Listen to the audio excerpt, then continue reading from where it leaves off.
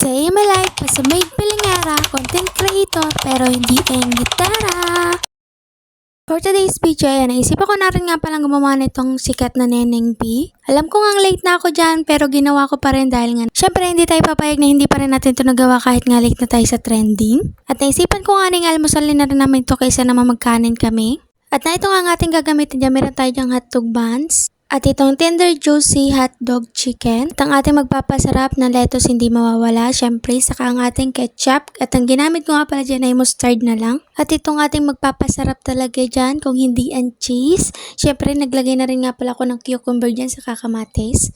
At bago nga tayo magsimula magluto at ayan, hinugasan ko na nga muna pala dyan yung mga lettuce. Tinanggal ko nga muna pala yung pinakadulo niyan, tapos binabad ko nga pala yan sa tubig na may asin para mawala-wala naman yung bakterya yan kasi nga nanggaling yung supermarket. At sinunod ko na rin nga pala itong tender juicy hotdog at medyo frozen pa nga yan sa mga oras na nga yan at kalalabas ko nga lang yan sa freezer. Pero okay lang yun at tinugasan ko lang naman yan dyan. Tapos ayan, simulan ko na nga palang tagkalin yung mga balat niya dyan. Para naman maiwa-hiwaan ko nga lang din pala yung sa dyan. Hiniwaan ko din nga pala dyan yung tigdulo naman para naman pagluto ko mamaya ay medyo maglubo-lubo naman. At ihiwain lang nga natin yan lahat. At kapag naiwa-hiwaan na natin yan lahat, ay nadako naman tayo dito sa pagpapakulo ng tubig. Naglagay lang nga muna pala ako dyan konting tubig tapos ilagay ko na rin nga pala yung hotdog dyan. Lulutuin nga muna pala natin ito sa tubig para mamaya pag tuyo-tuyo niya ay ilalagay lang natin siya ng konting mantika. At habang niluluto-luto nga natin yung hotdog sa tubig at ayam, nagiwa-hiwa nga muna pala ako dyan ng cucumber saka naman itong kamatis. Hindi ko nga pala ginamit yung isang buong cucumber dyan at yung kalahati nga lang. Saka naman yung kamatis sa isang buo nga lang dyan ang ginamit ko. At ito, nung medyo okay na nga yung hotdog dyan, naglagay lang tayo ng konting mantika. At nung okay na nga tayo, inangaw ko na nga pala at naglagay lang ako ng panibagong kawali at iinitin nga natin itong mga tinapay. Syempre, masarap din naman yan kapag ininit mo din naman yung tinapay. Kunting init nga lang yan dyan, tapos hahanguin na nga din natin.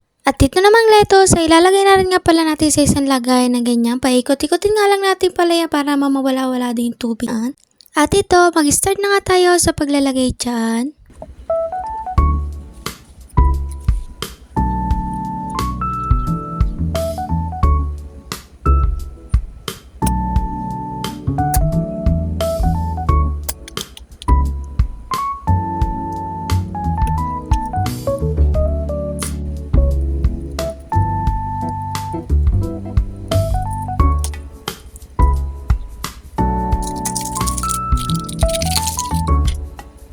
At ito na nga siya after ko nga malagyan lahat.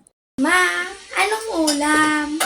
Iniitit ko nga nito ay natatakam na naman nga niya ako. Grabe, Neneng B overload talaga. O diba, kahit nga ni nasa bahay ka, kayang-kaya matong gawin. Kaya ano pang ginagawa ninyo? Galaw-galaw dyan! Kaya naman hanggang dito na naman na nagtatapos ang ating video. Thank you for watching and God bless!